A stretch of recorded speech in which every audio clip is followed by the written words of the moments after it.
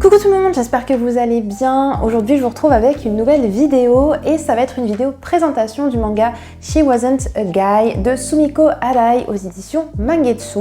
C'est un manga que j'ai tout simplement adoré, vraiment super cool, super chouette. Pour l'instant il y a 3 volumes, c'est encore en cours au Japon, sachant que la série a été commencée en 2022. La série met un petit peu du temps à paraître. Et c'est un format un petit peu particulier, un peu plus grand qu'un manga classique. Pour comparaison, voilà, vous voyez un manga classique chez Akata et ce manga ici, donc il est un peu plus grand et l'intérieur est coloré. Donc vous voyez déjà la couverture est verte fluo, mais l'intérieur est également vert fluo.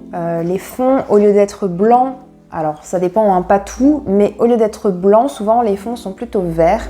Ce qui rajoute un côté très punchy, très cool, parce que c'est une histoire assez cool justement. C'est un manga qui est classé en yuri, donc c'est-à-dire un manga où il est question de relations amoureuses entre 2 filles. Et c'est ce qui m'avait un peu freiné au début avant sa lecture, parce que j'en ai jamais lu je pense, et c'est pas forcément quelque chose qui m'intéresse, ou c'est pas vraiment le genre de manga vers lequel je me tourne. Pourquoi ? Tout simplement parce que j'ai déjà vu des yaoi, donc des romances MM en version manga, et honnêtement c'était pas du tout ma came parce qu'il y avait beaucoup de scènes de sexe et c'est pas vraiment ce que j'ai envie de voir. Et j'avais un peu peur que ce soit la même chose dans celui-ci, or ce n'est pas du tout le cas. C'est d'ailleurs un manga qui est beaucoup apprécié. Sur Manga News, les lecteurs ont mis plus de 18 et la rédaction a mis 16,5 je crois. Et même au Japon, il se vend très bien, donc c'est pour ça que j'avais envie de tester. On va suivre Aya, une lycéenne qui est très girly, qui se fait les ongles régulièrement, qui est toujours maquillée, qui est toujours super bien coiffée, super bien habillée, et qui a un goût musical extrêmement différent de son apparence. Elle adore le rock, elle adore quand ça fait du bruit. Ses amis n'ont pas du tout les mêmes goûts musicaux, donc elle n'en parle pas autour d'elle. Elle va se rendre chez un disquaire pour se procurer un album et va tout de suite avoir un crush sur le vendeur, qui est donc ce personnage-là. On le voit là sur la couverture, donc habillé tout en noir, avec un sweat à capuche, du vernis à ongles noirs sur les ongles, etc. Bref, vraiment le style vraiment cool attitude, quoi. Et elle va tout de suite tomber amoureuse de lui, ou en tout cas avoir un gros crush. Et lorsqu'elle est au lycée, Aya parle de ce disquaire à ses amis. Et le problème, c'est que le fameux disquaire, c'est sa voisine de classe, Mitsuki. Donc ce n'est pas un garçon, mais c'est une fille. Et sauf qu'elle n'est pas au courant, bien sûr. Donc Mitsuki, elle entend ce qu'elle raconte et elle a de plus en plus peur qu'elle découvre la vérité, qu'elle prenne mal le fait qu'elle lui ait caché sa véritable identité, que ça se sache qu'elle travaille dans un magasin de disques. Bref, Mitsuki, c'est plutôt le genre de fille introvertie qui est plutôt bonne élève, qui veut rester dans son coin, qui n'a pas d'amis, qui veut se faire petite et oubliée, alors que Aya, c'est vraiment le genre de personnage solaire, extraverti, qui est pétillant. Dès le début, les personnages ont une alchimie. Je trouve que le fait qu'ils aiment le même genre musical, ça les rapproche très fortement. Dans leur rapport, c'est toujours assez ambigu parce que Mitsuki, de son côté, elle ne veut pas qu'il se passe autre chose avec Aya parce que c'est une fille, voilà, et aucune des deux n'est lesbienne dans l'histoire.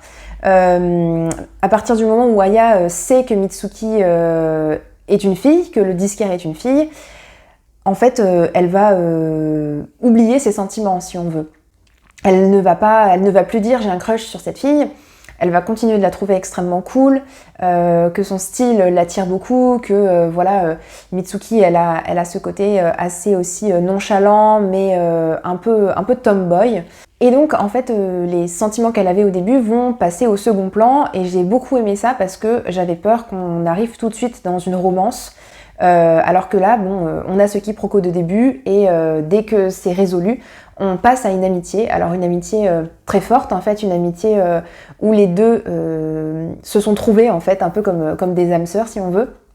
Où vraiment j'ai ressenti ça que c'était deux vrais amis, deux personnages qui veulent le bien l'une de l'autre, qui se soutiennent, qui ont aussi un peu un peu comme un début de couple, c'est-à-dire où on ne sait pas vraiment comment appréhender l'autre, on a peur de le blesser, on a peur de lui dire des choses, d'aller trop loin, on a peur de flirter peut-être. Et du coup, on joue beaucoup dans ce premier tome sur cette ligne. Des fois, les personnages même flirtent l'un avec l'autre sans vraiment que ce soit fait ouvertement. Finalement, c'est une tranche de vie plus qu'une romance, parce que pour l'instant, on n'a pas d'histoire d'amour. Ça me fait penser un peu à Hirayasumi, dans le sens où les personnages ont envie d'avoir des relations, ont envie de tomber amoureux, ont envie de vivre une vie épanouie, etc. Et en fait, dans Hirayasumi, à l'heure actuelle, au 8e tome, il n'y a toujours pas officiellement de couple. Enfin, les deux personnages principaux, le garçon et sa cousine, ils sont pas encore en couple. Et là, je pense que c'est une série aussi où on va mettre du temps à faire avancer la relation. Alors je suis vraiment dégoûtée parce que je pensais pas que l'histoire allait prendre autant de temps à apparaître. C'est bête de dire ça, mais j'ai limite envie que la série ne dure pas trop longtemps pour pas avoir à attendre 10 ans avant de connaître la fin de l'histoire. Ce qui fait la force, selon moi, de ce manga, c'est vraiment la relation qui va se construire petit à petit entre les deux personnages féminins. On s'intéresse vraiment en profondeur aux personnages, ils sont très nuancés, et même si c'est un peu stéréotypé dit comme ça, qu'on a une fille un peu garçon manqué et une fille très girly, dans les faits, je trouve que leur réaction, leur manière de penser, de dire les choses, de vivre de manière générale, n'est pas du tout stéréotypé. On a vraiment des personnages qui sont très entiers, très nuancés, et c'est vraiment une grande force. Ce ne sont pas des personnages qui sont trop caricaturaux, et donc c'est extrêmement plaisant à lire. Au niveau des graphismes, c'est vraiment le genre que j'adore. C'est assez rond, mais sans être trop girly. Il y a un effort tout particulier, vous l'aurez compris, au style vestimentaire également. On se concentre beaucoup sur le visage des personnages, et j'ai trouvé qu'ils avaient vraiment une grande panoplie d'émotions. Donc c'était un manga vraiment super cool que je vous conseille très très chaudement. Même si vous n'êtes pas fan de Yuri à la base, ce qui est mon cas, mais j'ai trouvé qu'il y avait tellement plus que juste une romance. D'ailleurs, dans ce premier tome, ce n'est pas une romance.